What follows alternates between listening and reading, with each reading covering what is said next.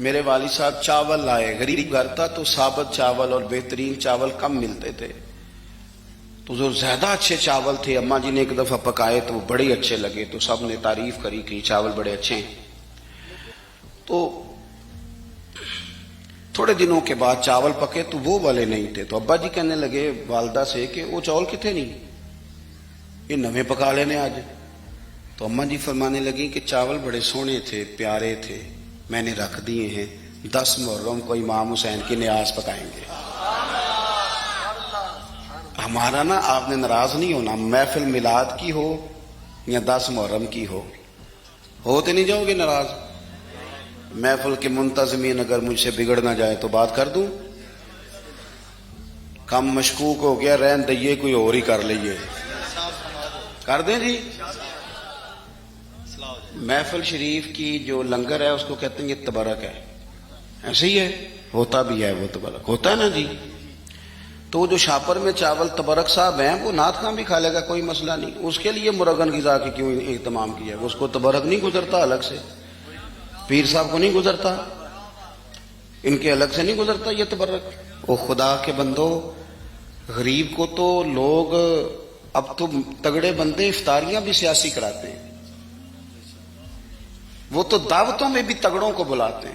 یہ محفل میلاد تھی، محرم کی محفل تھی، 11ویں کی محفل تھی، جس میں ماڑے ماڑے لوگ آتے تھے، تم نے اس میں بھی غریبوں کا شاپر والا چاول بنا دیا اور امیروں کے لیے لنگر مہمان خصوصی کے لیے تم نے الگ سے بنا دیا۔ کاش میلاد کی محفل میں تم زیادہ بوٹیوں والے چاول پکاتے، سب کے لیے ایک جیسے، اور غریب کو پرات بھر کے دی جاتی۔ اس کے بچے جو سارا سال گوشت سے لڑائی کرتے ہیں وہ چاروں بچے ساتھ لے آتا، اور جب بچے چھوٹے چھوٹے دیہاتی غریب وہ کھانا کھا رہے ہوتے ہیں تو ابا جی سے پوچھتے ابا جی آج کی ہے؟ اللہ کیا بات، یہ بھی ایک سبق ہے میلاد کا، آج کی ہے، سانوں تے کدی انج گوشت نہیں لبا، آج کی ہے؟ تو ابا جی تھپکی دے کے پیار کر کے، ہو سکتا ہے ابا رو ہی پڑتا، رو کے کہندا پتر اج رج رج کھاؤ بوٹیاں، اج رسول پاک دا میلاد شریف، مجھے بتلاؤ نا۔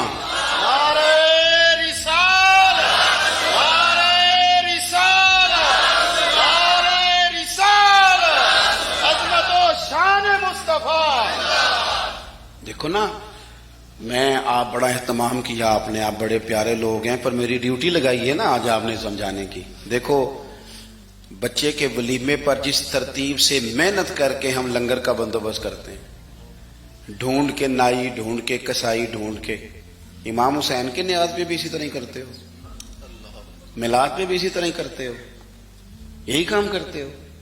ایک مثال اور دیتا ہوں، میں نے اپنے ماں باپ سے سیکھا یہ ادب، اور وہ پڑھے لکھے نہیں تھے، سادہ تھے۔ میری اماں جی مجھے کہتی محرم والے دن کہ جا مینوں نا ٹوٹیاں لے آ دے، میں کھیر ونڈنی ہے۔ ٹوٹیاں دا پتا جی؟ چلو شکر ہے تسی کافی بندے پینڈو نکل آئے ہو، ورنہ تو لوگ مانتے نہیں کیسی پینڈو ہوں۔ ٹوٹیاں لا دو، تو مینوں ذرا سائیکل تے جانا پیندا سی 2-3 کلومیٹر، تو میں کہتا اماں جی میں پوچھیا استاداں نوں، ختم پرات وچ بھی ہو جاتا ہے، آپ دلا لیں ہو جاتا ہے، پلیٹوں میں بھی مطلب کوئی مسئلہ نہیں۔ اماں جی کہندے تو نا اپنے مسئلے رکھ اپنے کول، میں نے ٹوٹیاں لے آ کے دے، تو وہ چلے جاتا۔ ایک دن میں تھوڑا سا نا تنگ ہو کے بھی گیا، یار حد ہو گئی ہے، اماں جی مسئلہ سمجھتی نہیں، میں اتنے بڑے مفتیوں کا قول سنا رہا ہوں۔ امام اعظم ابو حنیفہ کی والدہ، امام صاحب کے ایک شاگرد تھے، وہ واعظ تھے، بڑی زبردست تقریر کرتے تھے۔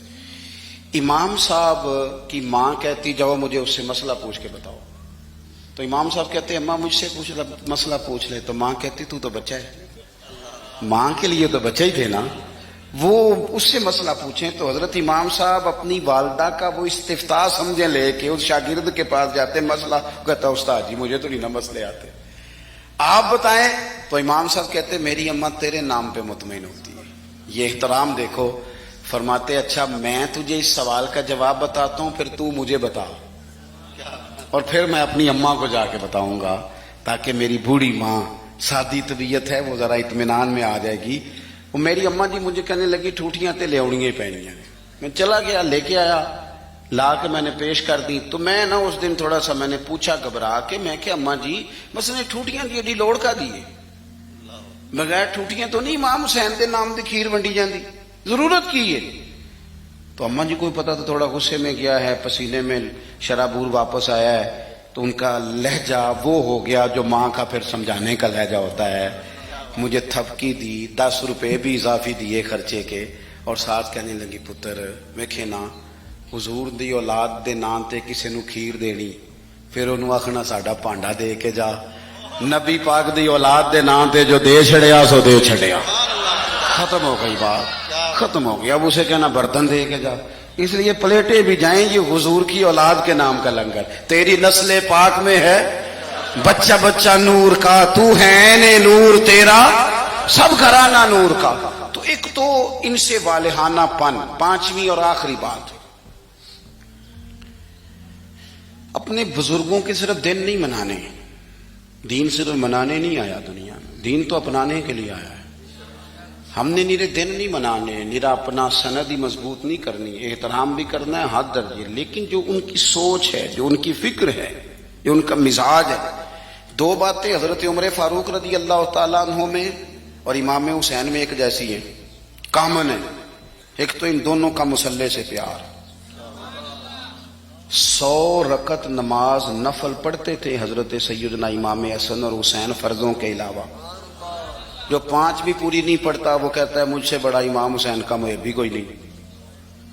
5 آپ دیکھیں نا, 9-10 محرم کی درمیانی رات یزید کی فوجوں نے جب کہا کہ حسین یا جنگ یا بیعت 2 ہی باتیں, تو امام حسین رضی اللہ تعالیٰ عنہ فرمانے لگے ایک رات کی مہلت دے دو, صبح بات کریں گے. وہ چلے گئے. حضرت عباس رضی اللہ تعالیٰ عنہ عرض گزار ہوئے, حضور جو فیصلہ آپ نے صبح کرنا ہے مجھے تو ابھی اس کا پتہ ہے, بیعت تو آپ نے کرنا نہیں. تو آپ یہ سوچیں گے پتہ نہیں کوئی گنجائش نکالنے لگے ہیں, یہ عجیب سے لوگ ہیں, آپ نے رات کیوں لی؟ تو امام حسین فرمانے لگے عباس تیرا کیا خیال ہے, میں نے سوچنے کے لیے رات لی ہے. حضور کس لیے؟ تو فرمانے لگے تجھے پتہ ہے نا مجھے مصلی سے بڑا پیار ہے, تجھے پتہ ہے نا مجھے اللہ کی بارگاہ میں سجدہ کرنا کتنا سکون دیتا ہے. صبح میدان لگے گا, امید شہادت کی ہے, میرا دل کرتا ہے کہ رات رہ گئی ہے, رج رج کے اپنے رب کو سجدہ نہ کروں. امام علی مقام کے ماننے والوں کا سجدے سے پیار کیوں نہیں؟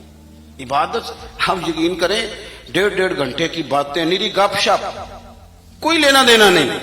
یہ کون صاحب ہے؟ کہتے ہیں یہ درویش ہوتے ہیں. اچھا جناب, درویش صاحب 1.5-2 گھنٹے گپ شپ لگائی, ادھر کی ادھر کی, فلانے کی اس کی کہانیاں سنائی. نماز کا ٹائم ہوا تو کہتے تھے مولویوں کا کام ہے. خدا سے ڈر. تو کس طرح کے لوگوں کی طرف ہم نے توجہ کر لی ہے.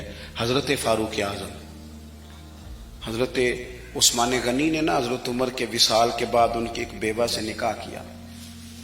خاتون عرض کرنے لگی حضور میں تو بڑھاپے کی طرف میرا سفر ہے, کسی خدمت کے قابل نہیں, تو میرے ساتھ نکاح سمجھ میں نہیں آیا. فرمانے لگے خدمت کے لیے نکاح نہیں کیا, میں عمر کی عبادت سے بڑا متاثر ہوں. اتنی محنت, اتنی جد و جہد, اتنی خلافت کی پابندیاں, اتنے کام کے باوجود مصلی پہ بیٹھتے ہیں تو مزہ آ جاتا ہے. فرمانے لگے میں نے انہیں مسجد میں رج کے سجدے کرتے دیکھا ہے. تجھ سے نکاح اس لیے کیا ہے کہ آپ مجھے بتائیں گی کہ سیدنا عمر گھر کی 4 دیواری کے اندر اپنے رب کو کس طرح یاد کرتے.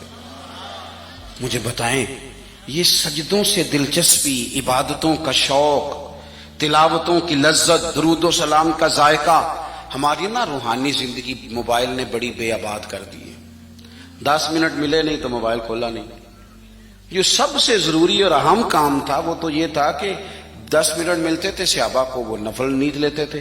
اللہ کے ولی درویش وہ اللہ اللہ کرنے کو ترجیح دیتے تھے. مزاج نہیں. ایک تو یہ بات اچھی طرح باندھ لے امام علی مقام سے محبت کرنے سیدنا فاروق اعظم سے. اور دوسری بات یہ کہ باطل سے کبھی سمجھوتا نہیں, باطل کے لیے گنجائش نہیں. ہم مختلف حکمتیں, مختلف مصلحتیں, مختلف کہانیاں چھیڑ کے باطل کے لیے گنجائش پیدا کرتے ہیں. ہم یا آپ دیکھ لیں ہمارے ملک میں کیا ہو رہا ہے. وہ ایک دوست آئے تھے میرے پاس جمعے سے 4-5 دن پہلے, بزرگ بندے ہیں, کبھی کبھی آ جاتے ہیں, تو مینوں کہنے لگے پیر صاحب ہے بھلا کی ہو رہا ملک وچ. میں کہ جی سب دے سامنے ہی. فرمان لگا جی تو بچپن چ کھیڈی دا سی نا, تے کھیڈ دا ہار جیت دا نتیجہ نہ منن دا ارادہ ہوندا سی تے ادوں آکھیدا نہیں دوبارہ کرو تساں رود ماریا ہے. کہتے نہیں یہی کچھ ہو رہا ہے صبح و شام. اور آپ دیکھیں مذاق اتنا زیادہ ہے. اب تو باہر کے ممالک ہمیں کہتے ہیں کہ کس طرح کے لوگ ہو تم, صرف مذاق نہیں کسی کے ساتھ ہو رہا ہوتا, صبح و شام مذاق ہو رہا ہے. حد ہو گئی. یعنی ایک بندہ اٹھا, اس نے کہا میں ہر بندے کو روٹی کپڑا اور مکان دوں گا, اس پر اس نے حکومت قائم کر لی. ہوئی کہ نہیں آپ کے ملک میں؟ پھر دیا اس نے سب کو روٹی کپڑا اور مکان. پھر ایک اٹھا تو اس نے کہا قرض اتارو ملک سوارو. لوگوں نے, عورتوں نے, خواتین نے, بچوں نے اپنے کانوں سے اتار اتار کے بالیاں بیویوں نے دے دی. پھر اتر گیا قرضہ ملک کا. پھر ایک تیسرے صاحب آ گئے, کہا میں کرپشن ختم کر دوں گا. پھر کرپشن زیادہ لوگوں کو ٹکٹیں دے دی, ان کو منسٹر بنا دیا. بیچاری قوم تو تمہارے جھوٹے سچے نعروں کے پیچھے لگ جاتی ہے, لیکن رب کریم کی بارگاہ کو کیا جواب دو. میرے پاس آپ یقین کریں لوگ آتے ہیں ہمارے پاس نا, خانقاہوں, آستانوں, مساجد میں لوگ نیک آدمی سمجھ کے آ جاتے ہیں دعا کرانے. وہ پھر اپنا دکھ بھی سنا کے جاتے ہیں. لوگوں کی تکلیفیں سنی نہیں جاتی. یہ جتنے سیاسی تبصرے ہیں یہ اسی والے کمروں کے ہیں. امیر پیروں کا, وزیروں کا, تگڑے لوگوں کا عوام سے گیپ زیادہ ہو گیا ہے. عام آدمی کی دکھ نہیں سمجھ پا رہے ہم. لوگ غربت کی سطح سے نیچے زندگی گزار رہے ہیں. یار حد ہو گئی نا کہ ہم اس ملک میں رہتے ہیں جس میں ڈھیروں لوگ ایسے ہیں جنہیں صاف پانی نہیں ملتا پینے کا. صاف پانی کچھ نہیں, صاف پانی مل جائے. میں اور آپ اس ملک میں رہتے ہیں. اچھا ایک طرف حال یہ ہے کہ نئے ماڈل کا موبائل آئے تو ملتا نہیں مارکیٹ میں, پرانا مل جاتا ہے. یہ امیروں کی چاہتے ہیں. گاڑی 3-4-5 لاکھ روپیہ زیادہ دے کے بک کرا لیں گے, چاہیے مجھے ذرا 2 مہینے پہلے. دوسری طرف حال یہ ہے, میں کبھی کبھی وقت نکال کے سرکاری اسپتالوں میں جاتا ہوں. کچھ مریض ایسے ہوتے ہیں جنہیں تسلی بھی دے دی جائے تو ان کا فائدہ ہو جاتا ہے. آپ کبھی حال دیکھیں جا کے, لوگوں کو ویل چیئر پہ بٹھا کے ڈرپ لگا دیا ڈاکٹر نے. ڈاکٹر کیا کرے, بیڈ ہی کوئی نہیں. اس طرح بھی کبھی ہوتا ہے. کوئی والی وارث نہیں قوم کا.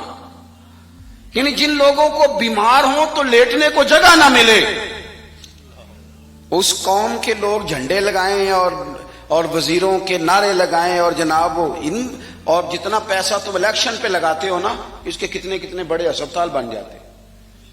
لیکن مزاج نہیں, طبیعت نہیں. حضرت امام حسن میں, سیدنا عمر فاروق میں یہ بات کامن تھی کہ باطل کے ساتھ کبھی صلح. یہ ہم نے غلط لوگوں کو سپورٹ کر کر کے باطل کو عروج دیا ہے, کبھی صلح نہیں. انہوں نے کہا جو باطل ہوتا ہے وہ بہرحال باطل ہوتا ہے. یزید اگر باطل ہے تو بڑی حکمتیں تھیں امام حسین کے سامنے, بڑا کچھ ہو سکتا تھا. چلو باہر نکلتے ہیں, ذرا لوگ کٹے. ہمیں بھی لوگ کہتے ہیں آپ سیاسی بات نہ کیا کریں, وہ بعض لوگ مختلف جماعتوں کے آئے بیٹھے ہوتے ہیں تو فلان ہو جاتا ہے. تو میں نے کہا کیا ہو جائے گا, کیا بات کرتے ہیں آپ, کیا حیثیت ہے ہماری. نہیں کوئی ہم سے دلچسپی لیتا تو نہ لے. ہماری جو ڈیوٹی ہے وہ اذان بھی پوری نہ پڑے, وہ بھی دیکھ کر پڑے کہ فلانا بندہ ناراض نہ ہو جائے. جس کی طبیعت میں جو آتا ہے وہ کرے. سانو تخت زارے دی لوڑ کیے, نالے کی لگے شہر بمبول دے نال, اسی تے اپنی بال کے سیکنے اور سانو کی لگے کسی اور دے نال. کروں مدح اہل دول رضا, اور پڑے نہ اس بلا میں میری بلا. میں تو گدا ہوں اپنے کریم کا, میرا دین کوئی پارا نہ نہیں. یہ کیا بات ہوئی کہ آپ سچی بات ہی نہ کریں. آپ غور کریں میں کیا عرض کر رہا ہوں. غریب لوٹتے رہیں اور آپ کہیں کہ جناب وہ فلانا بندہ کہے گا میں سیاسی جماعت کا تھا, آپ نے بات کر دی. ہو جو جس جماعت کا ہوتا ہے, لیکن حق بہرحال حق ہی ہوتا ہے. یہی بات امام حسین کے سامنے آئی. بچوں عورتیں ساتھ ہوں تو لوگ تو ویسے ہی کہہ دیتے ہیں میرے ساتھ زنانہ ساتھ ہے, ورنہ میں تجھے بتا دیتا. لیکن امام حسین نے نہ عورتوں کا ساتھ دیکھا, نہ بچوں کی بھوک دیکھی, نہ تکلیف دیکھی. انہوں نے بتایا کہ جب باطل کے سامنے ڈٹنا ہے تو نتیجے کی پرواہ کیے بغیر ڈٹنا ہے. جو لوگ کام کرنے والے ہوتے ہیں وہ رزلٹ نہیں دیکھتے کیا نکلے گا, رزلٹ تو یہ نکلا کہ امام حسین شہید ہو گئے اور پھر 3-4 سال یزید حکومت بھی کر گیا، لیکن قیامت تک کے لیے اس کا نام ذلت کا باعث بن گیا۔ اور انسان کو بیدار تو ہو لینے دو، ہر شخص پکارے گا ہمارے ہیں حسین، اب بیدار تو ہو لے۔ امام حسین کا نام سند بن جائے باطل سے لڑنے کی، تو مہربانی کریں، ہو سکتا ہے آپ اکیلے ہوں پورے گھر میں، لیکن آپ ڈٹنا سیکھیں، سچ کہنا سیکھیں، بات صحیح کرنی سیکھیں، کام پہ نہیں، ڈرے نہیں۔ کوئی جب اللہ تعالیٰ ساتھ ہو پھر کوئی بندہ کسی کا کیا بگاڑ سکتا ہے؟ سچ پر کھڑے ہونا سیکھیں، سچ پر۔ اللہ کے بندوں کا پیار اپنے دل میں بٹھائیں۔ اگر یہ حکومتیں، یہ سارا کچھ درست ہو جائے تو آپ یقین کریں قوم آسودگی میں آ جائے۔ پھر سے اپنی ساری تقریر کو دہراتا ہوں، سب سے پہلے تو بڑوں کی عزت کریں، اہل فضل کی توقیر میں کبھی کمی نہ کریں، اپنے اسلاف سے اپنے آپ کو جوڑ کے رکھیں، کبھی بھی اس سے پیچھے نہ ہٹیں۔ امام حسن ہوں، امام حسین ہوں، حضور کے خلفائے راشدین ہوں، عشرہ مبشرہ ہوں، ان سے شوق والا پیار کریں، چھلکے ان کا پیار، اور پھر اپنی عبادت پر خاص توجہ دیں۔ مصلی آباد ہو تو رب کی مدد آتی ہے، روح سکون میں رہتی ہے۔ اور آخری بات یہ کہ کھڑا ہونا بھی سیکھیں، ڈٹنا بھی۔ اللہ کی مدد ڈٹنے کے بعد آتی ہے۔ ان الذین قالوا ربنا اللہ ثم استقاموا، ڈٹ گئے، پہلے وہ ڈٹے، تتنزل علیہم الملائکہ، پھر اللہ نے مدد کے لیے فرشتے نازل کیے۔ پہلے ڈٹیں گے پھر مدد آئے گی۔ اللہ تعالیٰ مجھے اور آپ کو عمل کی توفیق عطا کرے۔ آخر دعوانا الحمدللہ رب العالمین۔ بس دعا جی، شاہ صاحب دعا۔ اللہم صلی علی سیدنا مولانا محمد معدن الجود والکرم وآلہ وصحبہ وبارک۔